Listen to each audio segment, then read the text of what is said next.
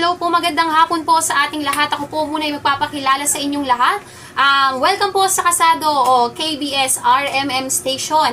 Ako po si ating EA at makakasama niyo po kami dito kasama ang aking mga kasamahan sa OJT at kami po ay maghahatid ng tigi-isa-isang balita muna. Ngayong hapon, ganap ng alas 3:55 ng hapon. Ay naiinitan dahil masyado pong mataas ang temperatura sa Pilipinas. Ayan, alam naman po natin na masyadong mainit yung panahon, kaya po iwasan po ang mainiting ulo, 'di ba?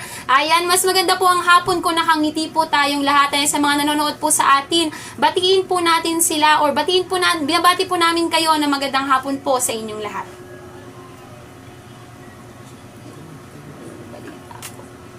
Ayan, hintayin muna po natin yung ating balita.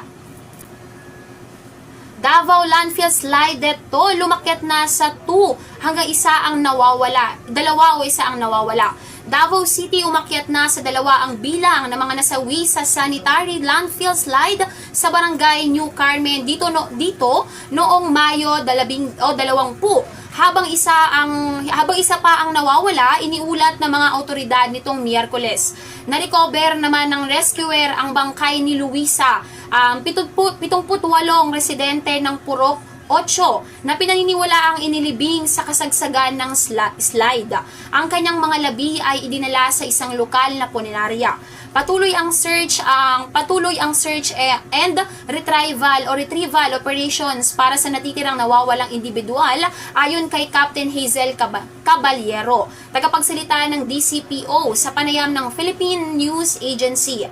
Sinabi ng mga otoridad na ang pagbagsak ay naganap bandang 1:00 ng hapon noong Mayo 12 nang ang isang bundok ng basura daw umano ay sumuko dahil sa pag-ipon ng tubig mula sa malalakas na ulan na inilibing o dahilan ng pagkalibing ang isang kalapit na bahay nito.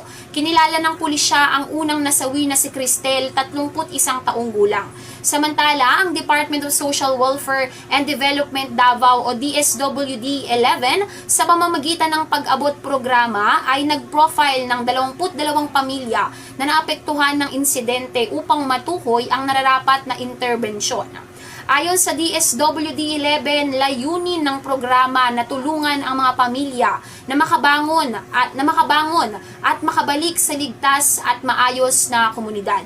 Pansamantalang nakatira ang mga apektadong pamilya sa Barangay Evacuation Gym sa ilalim ng pangangalaga ng City Social Welfare and Development Office o CSWDO. Idinagdag pa ng DSWD 11 na isinusuri ng pag-abot programa ang pangangailangan ng mga pamilya na magbigay ng tulong tulad ng kabuhayan, suportang pinansyal at tirahan alinsunod sa alintuntunin ng programa. At yan ang aking unang balita ngayong hapon, ganap na alas 3 ng hapon. Ako ulit si inyong ate EA, nagbabalita.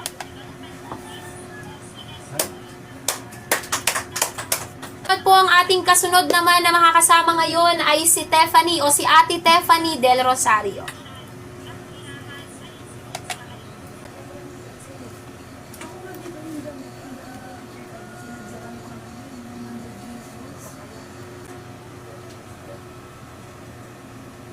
Sa ating pangalawang balita naman ay Garcia thumbs down sa senaryo ng walang halalan sa 2028. Tinanggihan ng Commission on Elections o COMELEC ang pag-uusap tungkol sa no election o no-el senaryo sa 2028. Ayon kay COMELEC Chairperson George Garcia, hindi malamang na magkaroon ng ganitong sitwasyon dahil sa ipinag-uutos ng batas na magkaroon ng halalan 2 taon mula ngayon. Hindi maaari ang 2028, ito ay isang mandato ng saligang batas na magkakaroon ng halalan sa taong iyon, sabi niya sa mensahe ng Viber noong Miyerkules. Walang contingency para sa isang NOEL dahil tiyak na mangyayari ang halalan, dagdag ng pinuno ng poll body. Kasabay nito, sinabi niya na bagamat nakaschedule ang halalan sa 2028, naghahanda na sila para sa susunod na pambansang botohan. Sa katunayan, bagamat 2 taon na ang layo, naghahanda na kami, sabi niya. Pinag-aaralan namin kung paano i-automate ang 2028 elections, pagpaparehistro ng botante, pagpapahayag ng mga patakaran at alituntunin, dagdag ni Garcia. Dagdag pa niya, hindi lang po ito tungkol sa pagpapasa ng batas. Walang mas mataas na batas kaysa sa saligang batas.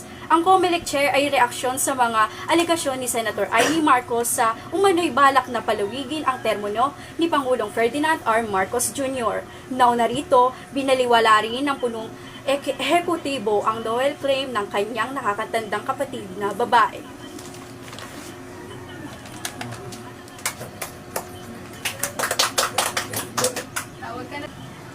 Mahigit 10,000 ang nauwi sa gitna ng tensyon sa gitnang silangan. Nasa 10,000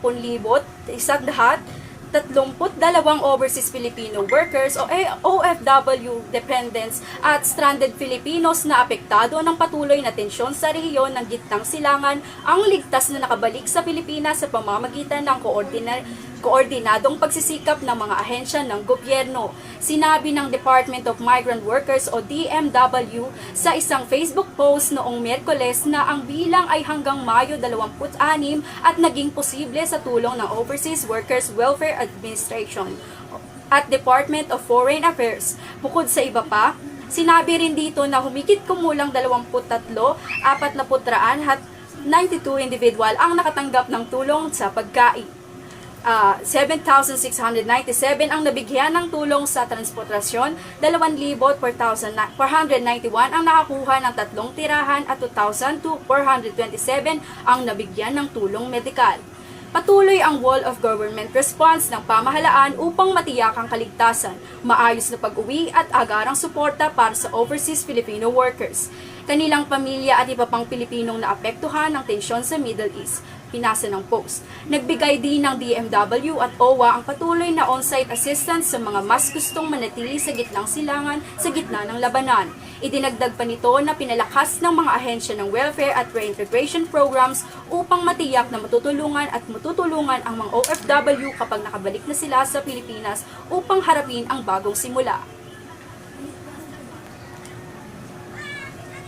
At ako naman, ang inyong Kuya Barry, maglilingkod para sa inyo ngayong hapon. Ang magsisiyasat ngayon, LTO sinisiyasat ang ilegal na paggamit ng blinker, sirena sa viral video.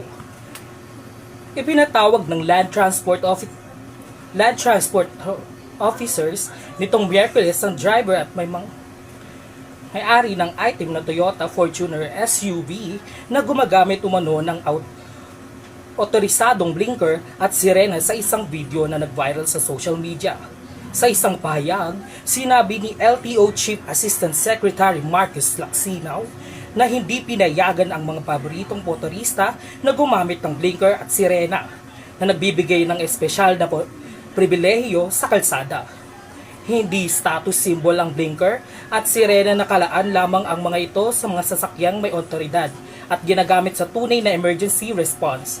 Hindi natin papayagan na abusuhin ito para manindak o makalusot sa trapiko, sabi ni Lacsinio. Naglabas ang LTO ng show cause order kapwa sa rehistrong may-ari at driver ng SUV na humarap sa Intelligence and Investigation Division. Sa LTO, Central Office alas 11 ng umaga sa Martes ng Hunyo.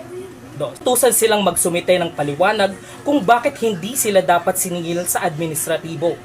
Dahil sa paggamit ng mga hindi autorisadong blinker at sirena, gayon din sa pagiging hindi wastong tao na magpatakbo ng sasakyan de motor, inutusan din silang tanggalin ang kanilang mga blinker at sirena at isuko sa LTO. Sa ngayon, ang sasakyan ay nilagay sa alarma at ang mga driver ay binigyan ng pansamantalang 19 araw na suspension. Habang patuloy ang investigasyon, binalaan niya ang publiko na ang kumpanya ng LTO laban sa mga sasakyan na gumagamit ng ilegal na warning device ay titinding lamang bilang bahagi ng pagsisikap ng ahensya na mapabuti ang disiplina, paggalang at pagkapantay-pantay sa pagtutupad ng batas trapiko. Sa isang video na in-upload ng isang road safety advocate, of the Philippines sa Facebook noong Miyerkules, marinig ang isang lalaki na nagre-record ng video sa kanyang telepono na humaharap sa driver ng isang itim na Toyota Fortuner SUV dahil sa paggamit nito ng mga blinker at sirena. Ang driver ng SUV ay nagmaneho palayo ilang sandali matapos ireklamo ng videographer ang plaka ng kanyang sasakyan at sticker ng rehistro. At ngayon naman sa ating susunod na reporter, narito po si Miss Veronica Serena.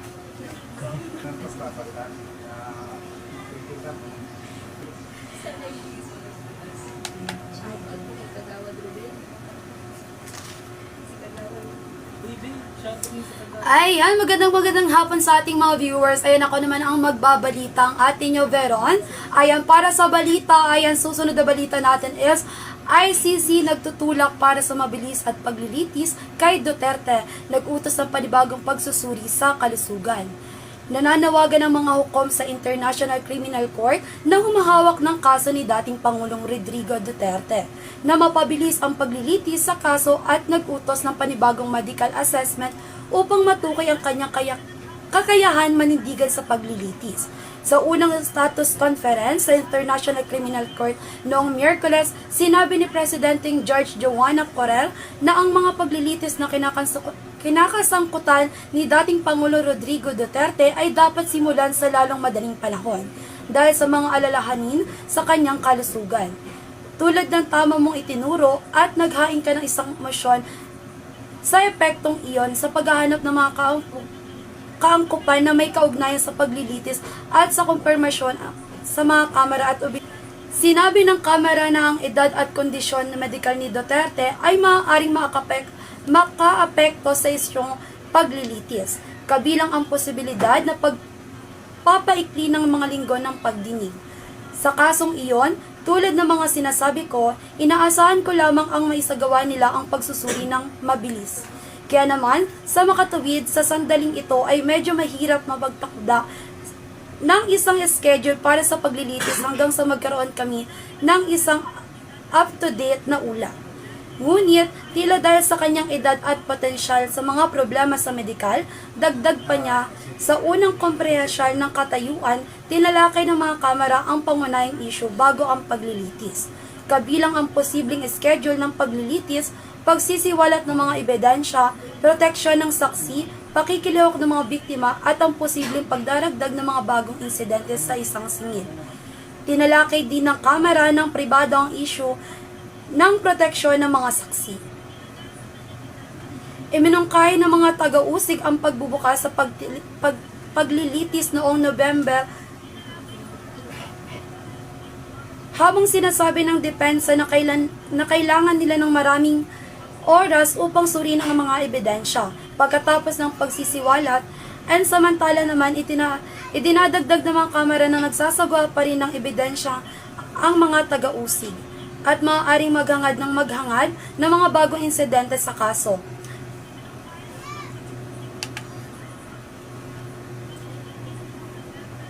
Ang abogado na depensa ni Peter Haynes, sa kanyang unang itsura ay nababala ng kaso ay maaaring hindi mapahawak ang saklaw nito. Samantala, ipinahawatig ng kamera na magpapataw ito ng mga deadline lamang sa katapusan ng Agosto para sa pag-apply ng mga taga-usig upang magdagdag ng anumang bagong insidente. Samantala, sinasabi ng mga kamera na magtatakda ito ng deadline malamang sa katapusan ng Agosto para sa mga taga-usig na humihingi ng pagsasama ng anumang karagdagang insidente sa kaso.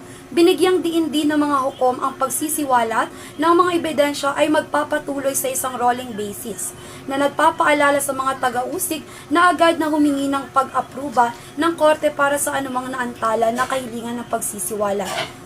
Tungkol sa proteksyon ng mga saksi, sinabi ng mga taga-usig na nilalayon nilang ibunyag ang mga pagkakakilanlan ng lahat ng mga saksi sa katapusan ng Disyembre.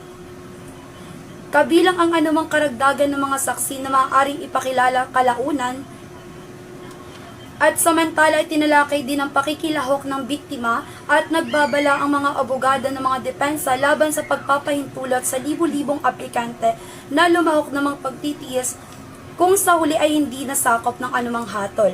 Gayunman, sinabi ng abogado ng mga biktima na si Paulina Masidla na mas maraming tao ang maaaring humingi ng pakikilahok dahil sa mga insidente na nakalista sa mga singil ay hindi kompleto. Ang mga biktima ay lubos na interesado sa kasong ito. Sabi niya, samantala si coroner ay gumagawa ng isang hindi pangkaraniwang pagsisiwalat para sa kapakanan ng transparency. Habang kinikilala ang mga naunang professional na relasyon sa mga abogado sa magkabilang panig dahil sa maliit na international na komunidad ng batas kriminal.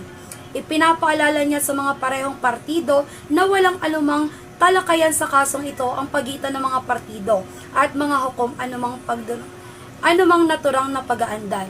Muli, ayan, maraming salamat sa mga nakinood. Pasabyo kala si atin yung Beron. Narito po tayo sa ating himpilan ng KBS RMM News TV.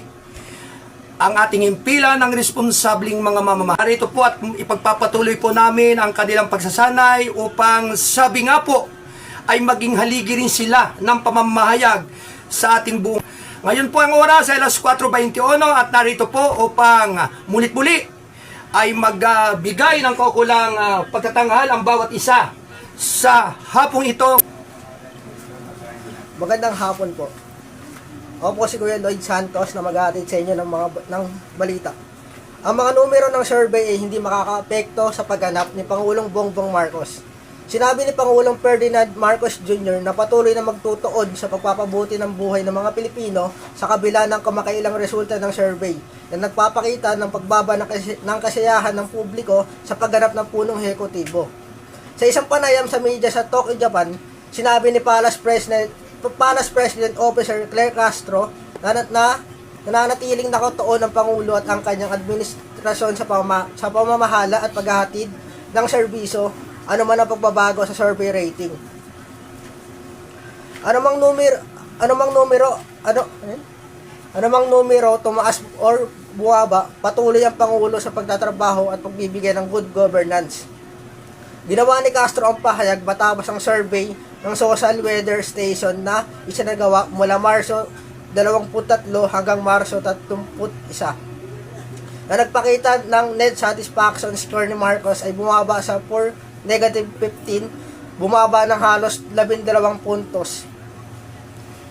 Natuklasan din ng survey na 33% ang mga nasa hustong gulang na Pilipino ang nasisiyahan sa pagganap ni Pangulong Marcos, habang bumaba naman ng 49% ang hindi nasisiyahan at 18% ang hindi nagpasa. Sinabi ni Castro na isinaalang-alang ang mga resulta ng survey habang patuloy na pinapabuti ng administrasyon ang mga serbisyo at pagganap ng gobyerno. Inamin niya na ang numero ng survey ay maaaring makatulong sa gobyerno na higit pang papabuti ang kanilang pagganap. Gayunman, sinabi niya na ang iba't ibang survey ay nagbubunga ng iba't ibang resulta na binabanggit ng isang survey ng Okta Research kamakailan na nagpakita na ang Pangulo ay lumitaw bilang pinakamataas na ratings sa mga nangungunang opisyal sa bansa. Dinagdag pa ni Castro na nananatiling nakatuon ang administrasyon sa pagpapagaan ng mga paghihirap na kinakaharap ng mga Pilipino, kabilang na ang mga habon sa ekonomiya na dulot ng krisis sa gitnang silangan.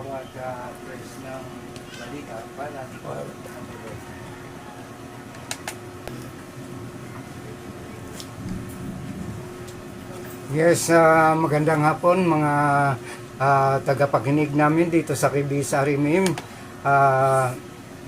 Narito nga ngayon ang ating mga kasama mula sa isang eskwelahan doon sa St. Dominic.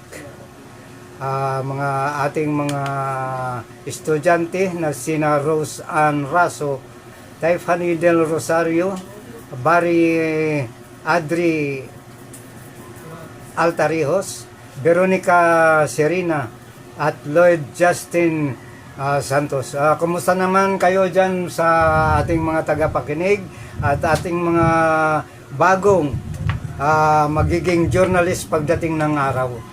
Dito nga at pinapahalaga natin itong mga tao, itong mga kabataan para pagdating ng araw, isa na rin sila ang papalit dito sa inuupuan namin at sila ito ngayon pinagpa-practice na habang maaga.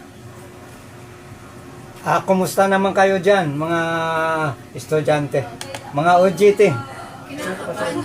Pakita kayo sa camera. Pakita kayo sa camera. Sa likod, oh. Ito nga sila at ating bumabati sa ating tagapagkinig dyan. Hello mga kaibigan, mga tagapakinig. At mula ngayon, magiging kasama natin sila para sa broadcasting. Tapos na rin sila sa atin doon sa print, doon sa Balitang Kasado, sa kabilang studio. At sila nga ay binigyan natin ng kahalagahan para humarap sa pagsusulit bilang mga broadcaster.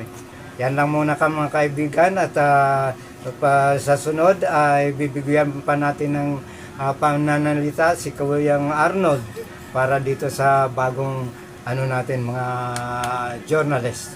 Okay, alright. Magandang hapon po sa inyong lahat, mga giliw naming mga taga-subaybay, at mulit-muli po ay aming pinararangalan ang lahat po ng ating mga estudyante na ngayon po ay narito sa ating Himpilan Studio 1. At sabi nga po mga kababayan, sila po yung talagang uusbong at muling sisikat sa bukang liwayway upang sila ang maging haligi ng mga pagbabalita. At sila po ay aming pinaunlakan at binibigyan po namin ng isang malaking parangal sa kanilang pagsasanay. Bagamat sabi nga po ay may pagkakataon na minsan ay may dapat na bagay na kinakailangang maituwid at magkaroon ng kahalagahan sa tuwi-tuwina. Anyway, congratulations kina Rose Ann Raso, Tiffany Del Rosario, Barry Adre, Altari, Olab, Veronica, Serena, Lloyd, Santos. Magandang hapon sa inyong lahat. Kuya Arnold, Kuya Arnold, di ba napansin mo naman kung paano sila mag-deliver ng kanilang mga balita, no? At mukhang nabubuksan halos ngayon ang kanilang isipan kung paano nila papalawigin ang pakikinig ng ating mga tao na nasa labas. Yon, Kuya Alan, talagang sabi nga laksa ng kaluban at kung ano yung nakita ng mata, siyang lalabas sa bibig. Yan, Kuya Arnold. At ating ang ipapahiwatig sa mga kasama rin natin na kailangan isa dibdib ang journalism. Correct, Kuya Alan. At naririto naman yung ating paggabay sa kanila sa pagkang napakahuhusay. At sabi nga sila'y huhubugin ng magandang pagkakataon sa kanilang sarili upang mapagtagumpayan nila, Kuya Alan, yung kanilang bilang isang mga mamamayag. Tama ka nga dyan, Kuya Arnold. At kailangan porsigihin at alamin lahat kung paano natin hinubog ang ibang mga journalist na nagtapos na sa mga OJT natin.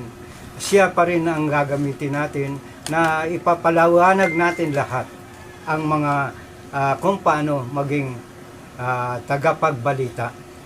Alright, congratulations sa inyong 5 at kayo ay naka-actual na dito sa ating himpilan ng KBS RMM News TV. Radyo na, dyaryo pa. Magandang hapon sa inyong lahat, mga giliw namin, mga taga-subaybay, at mulit-muli kami ay magbabalik sa susunod na pagkakataon upang mulit-muli ay makibahagi at maghatid ng mga mahalagang mga balita at impormasyon.